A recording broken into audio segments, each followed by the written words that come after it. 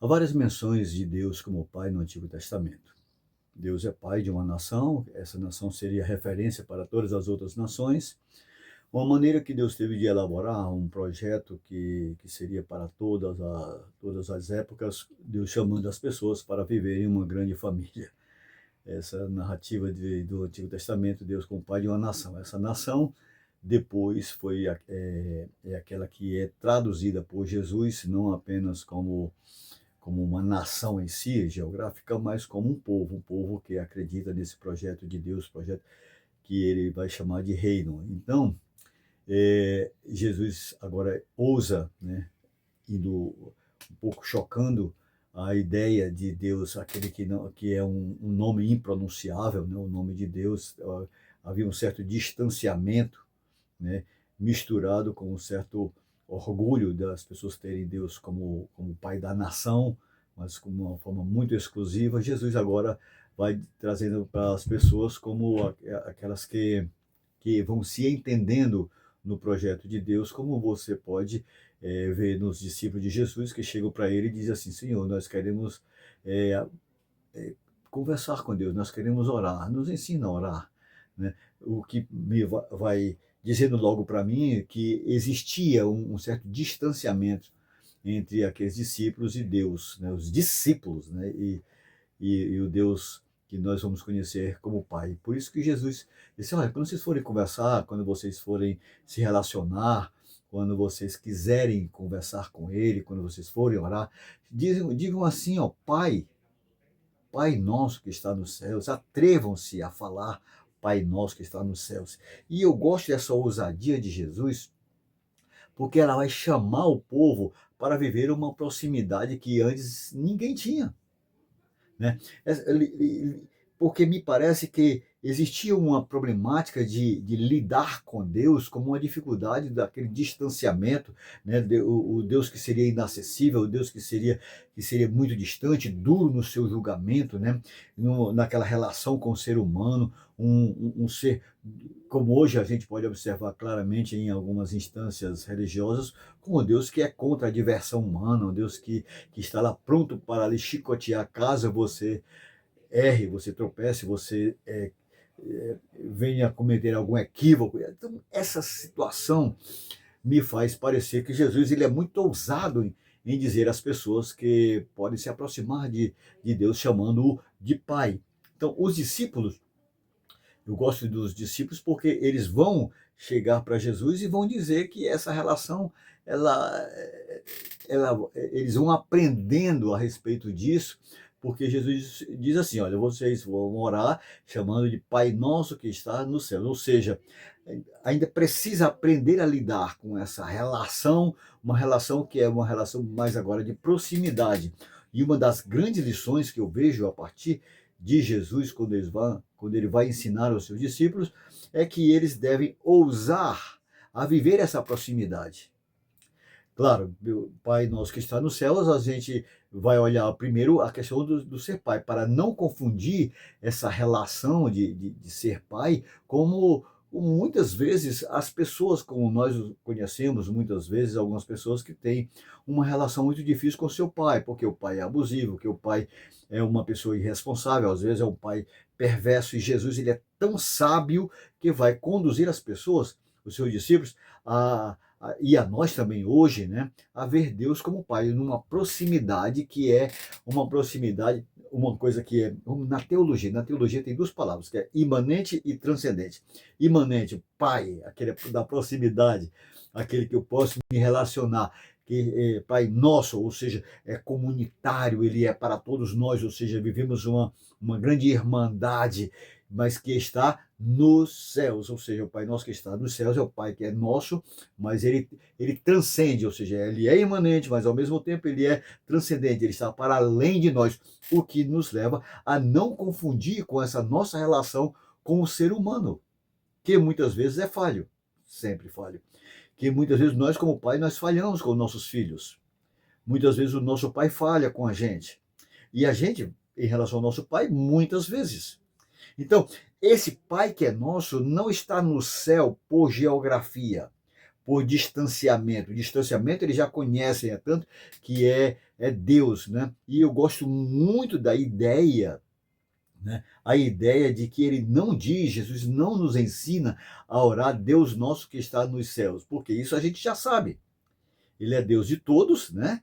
Mas que está longe da gente, nessa transcendência tão grande, tão eterna, tão impressionante, tão absoluta, que ninguém consegue se chegar a Deus. Deus não está no céu por geografia, como se ele morasse tão distante de nós. Ele mora em nós, dentro de nós, perto de nós, porque ele é imanente, ele é Pai, ele é essa proximidade, mas ele é ao mesmo tempo o Pai nosso que está nos céus e que seja santificado o teu nome, ou seja, eu me aproximo de ti a partir do ensino de Jesus, mas eu tenho toda reverência a ti, meu Pai, nosso Pai. Você é meu irmão, você é diferente de mim, você vive essa mesma familiaridade, né? É uma questão de proximidade, nós já tínhamos como longe, mas nós continuamos não como distante, mas como reverentes, santificado seja o teu nome. Então agora nós estamos juntos nessa mesma peleja, nesse mesmo caminhar com esse nosso Deus. E eu acho que isso aqui é um chamado que eu acho super interessante. Por quê? Porque nessa familiaridade também vai trazer essa acessibilidade, esse pertencimento familiar, reverência de quem Deus é, né? Ou seja, o Pai próximo de nós. Ou seja, que coisa mais interessante que existe nesta relação entre nós e o nosso Deus. Vejam como é grande o amor de nosso Deus, ao ponto de sermos chamados filhos de Deus. E eu gosto disso por quê? Porque quebra uma sequência de ensinamentos em que nós, nessa submissão, né, contínua, obediência, servidão, subserviência, nós nos distanciamos de Deus, porque nós sabemos da nossa fraqueza. E nós lutamos contra esse Deus que parece não comungar com essas nossas diferenças. Mas hoje eu sei que é dia de comemorar o Dia dos Pais. E eu trouxe essa reflexão para a gente para dizer, em primeiro lugar, ao papai. Papai, seu João, muito obrigado pelo senhor, que é um excelente pai, sempre foi, sempre será o meu pai, e está comigo ainda hoje em dia, aos 90 anos, né? É um pai maravilhoso, me orgulho de ser seu filho, cara. Que coisa gostosa de viver isso. Mas eu quero convidar você que é pai, você que é filho, você que tem uma familiaridade com seus pais ou não tenha, e que possa, a partir dessa reflexão, fazer com que o seu próprio pai tenha a oportunidade de ver nessa nossa reflexão a possibilidade de enxergar Deus como um pai que é diferenciado e que nos chama para não a gente espelhar Deus como nosso pai, espelho, mas assumi-lo, e não que ele que ele seja igual ao nosso pai aqui na terra, mas que ele seja o grande e eterno Abba, nosso painho, nosso paizinho querido. Hoje é dia dos pais, mas eu convido aos meus irmãos, às minhas irmãs, que nós nos voltemos ao nosso Deus, a vê-lo como o Abba, aquele que está sempre próximo de nós, aquele que não é mais visto com as suas muitas caricaturas de Deus, aquele que está sempre com o dedo em riste apontando os nossos erros, aquele que é o do contra as nossas escolhas, o Deus que é o do contra o nosso jeito de ser, a nossa alegria. Nós não fomos criados para sermos pessoas feias por causa das regras que nos são impostas, mas bonitas em ver como é próximo esse Deus que Jesus diz assim, chame ele de Pai, chame ele de Pai. Porque, meus queridos e minhas queridas, me parece que nós nos perdemos desse conceito de Pai ao longo da nossa caminhada humana. Se a gente for observar um outro ângulo de ver a questão de Gênesis, né? Quando a gente vai observar Gênesis, quando Adão ele se viu nu, né? Se viu nu depois de ter comido do fruto proibido, né? Ele estava tranquilo vivendo com a sua amada Eva, né? De acordo com o relato bíblico, e nos seus encontros com Deus no fim de cada tarde, no momento que vai escurecendo e tal, e ele tinha aquele encontro com Deus, com o seu pai. Era assim que ele via Deus, como pai.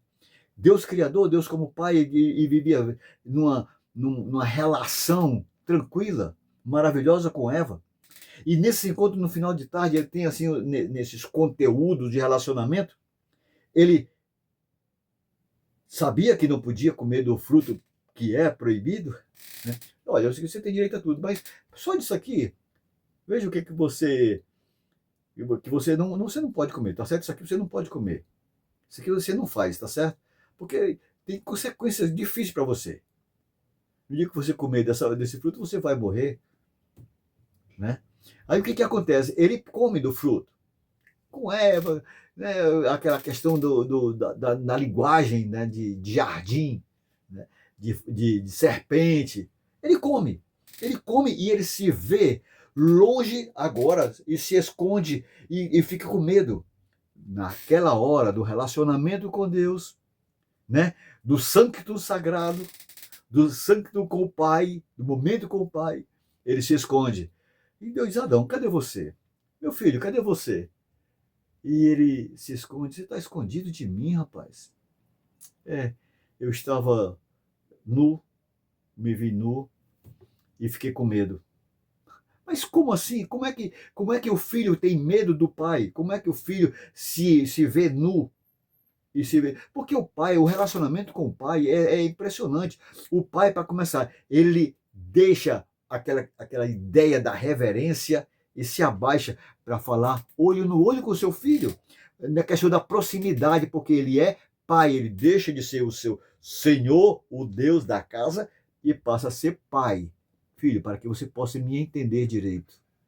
Entenda, filho. Agora, Adão não vê mais aquele ser como pai, mas vê-lo como Deus. E quando ele vê como Deus, quando a gente vê Deus como Deus, a gente tem medo, né? A gente confunde muitas coisas. Aí a gente perde essa visão de pai. A gente se esconde. Parece que não estava enxergando que mais tarde o pai, aquele pai que limpa o nosso cocô, aquele pai que nos limpa, aquele pai que nos ajuda, que nos acomoda ao filho. Você errou, filho. Por isso é que você está se vendo assim, com medo. O medo vem por causa como consequência. Mas não se preocupe não, que eu vou fazer uma roupa para você. E faz uma roupa para o filho, Adão e Eva, os filhos. Ele faz a roupa para os filhos, porque aquela roupa, aquela coberta, é uma coberta de compreensão, é uma coberta de quem conhece as limitações do seu filho. Não é quem passa a mão na cabeça, é quem entende o filho como filho, para que também seja conhecido e reconhecido como pai, não necessariamente como Deus, aquele que impõe as suas regras, mas aquele que conhece as nossas limitações e nos convida a viver um eterno relacionamento de pai para com filho e filhos e filhas para com esse pai. Esse é o nosso Abba, esse é o nosso pai. Eu quero te convidar a viver isso hoje, exatamente essa reflexão do Dia dos Pais, tá certo? Se volte para ele. Ele não é aquele Deus carrancudo que vai em busca de observar vigilantemente, policialescamente, observando os teus erros para te machucar, para te punir, porque muitas vezes as pessoas pensam que Deus ele é aquele que vai açoitando as pessoas à torta e à direita, porque se ele fosse nos açoitar à torta e à direita como nós merecemos, nós nunca o veríamos como Pai. É exatamente em Jesus que a gente vai compreender que esse é o Pai. Mas não é somente meu, gente, ele é nosso. Vamos receber esse nosso Pai. Essa é a maneira que você tem para evangelizar. Cara, tu não sabe o Pai que você tem. esse Deus maravilhoso que é nosso Pai. Por isso é que hoje, nos Dias dos Pais, eu quero te convidar para me ver como seu irmão e que também você seja meu irmão e que a gente compreenda as dificuldades que nós enfrentamos mutuamente, os deslizes um dos outros, assim como Deus nos compreende e nos transforma cada vez mais em pessoas bonitas, elegantes, bem vestidos, para diante dele estarmos dizermos sempre: obrigado, Pai. Vejam como é grande o amor de Deus, ao ponto de sermos chamados seus filhos. Obrigado, Pai. Obrigado, Pai. Feliz Dia dos Pais.